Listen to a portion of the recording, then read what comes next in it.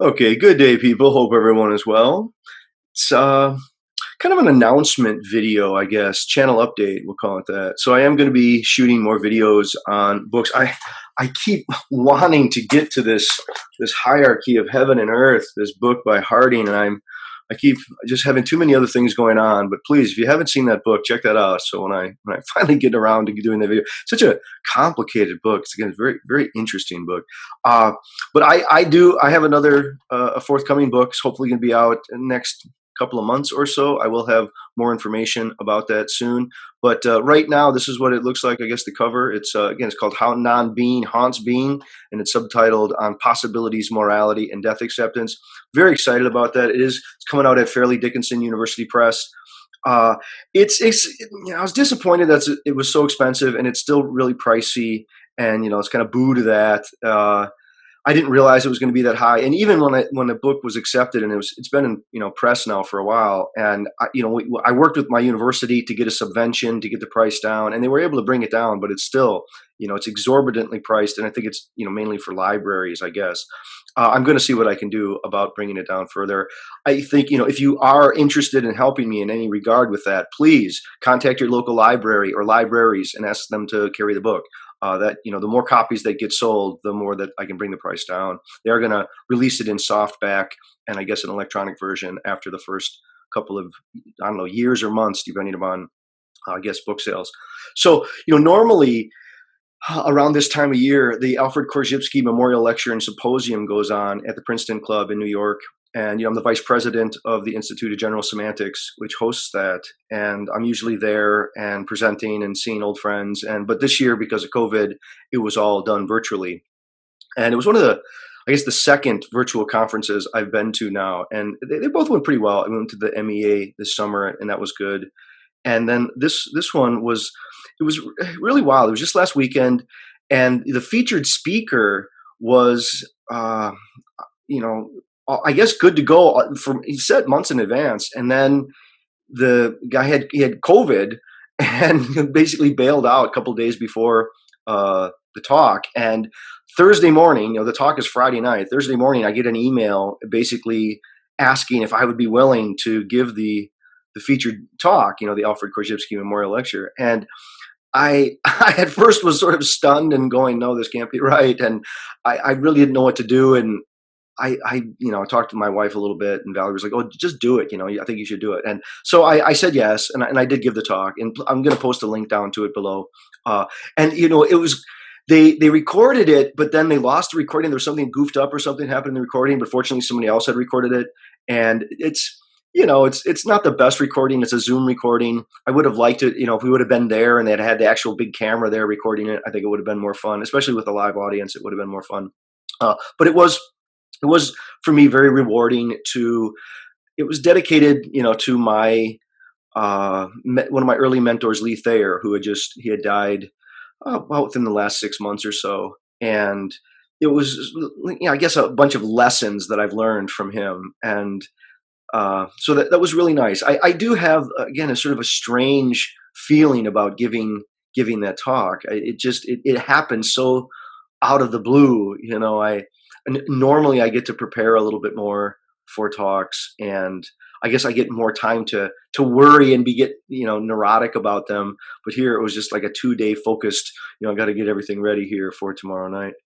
But I thought it went pretty well. And please, help other people find it. If you like the video, help other people find it. Spread that thing around. I'd really like to have that widely viewed. And I did give another talk that I was scheduled to give, that one on Saturday. It's a little bit shorter because it was running late on the session, but it's a little tiny section from the final chapter, one of the final chapters of the forthcoming book. And I'm excited about it, and I have several other talks that are coming up here at NCA, the National Communication Association, in the next month. And so I'm trying to prepare for those. All of them, the three that I'm giving, are all related to the forthcoming book. I am going to try to again I'm trying to get more active into YouTube. It's been so hard now that I'm teaching all online. I'm doing all this remote teaching, and I get after I've spent all day teaching online, I really don't want to spend more time online. I'm grading and everything online, and so I'm sort of anti-computer at present. So Yeah, I feel like an alien here. I got the TARDIS. I'm in the TARDIS, and I'm feeling cooped up as well. You know, I mean, we're sitting in our apartment, our condo, my wife and I, and both just teaching remotely, and uh, it's interesting. It's good.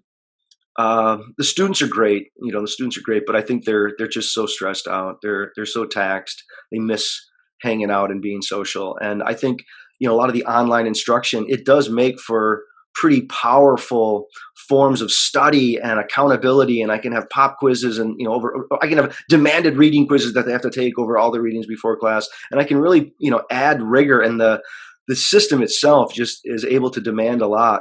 But the students, they need more than just rigorous demanding readings and that kind of interaction, and they're so reluctant to turn their cameras on.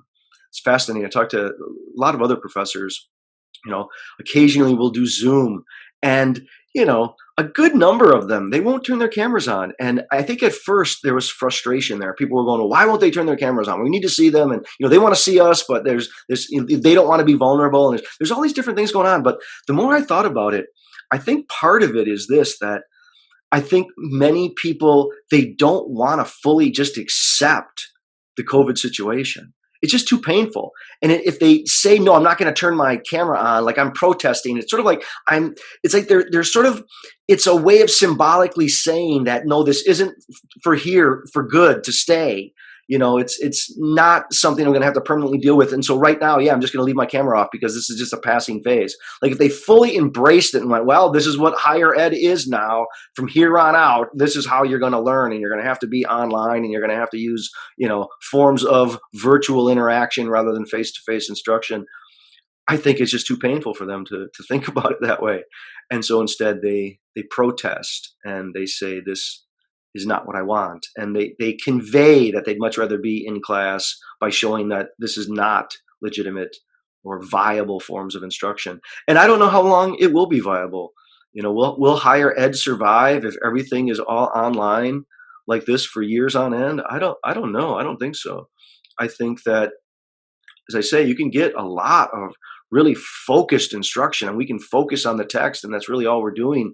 But without people hanging around with one another and chit-chatting about the readings and socializing and partying, I don't know if they're going to get the kind of well-rounded total experience that university has already been a bubble for a long time. And I think a lot of people have been questioning the value of higher ed for a long time. This is really going to force the issue, right? I think it's really going to force the issue. So at any rate, those are some thoughts of the day. I hope everyone is doing well. Please check out those videos below. I'm very excited about this AKML. And like I say, if you like it, please like it, spread it around, help other people find it. And I look forward to seeing people sometime soon. I am going to be doing some more videos. Hopefully I can get sometime very soon to The Hierarchy of Heaven and Earth by Harding. Okay, take care. Bye.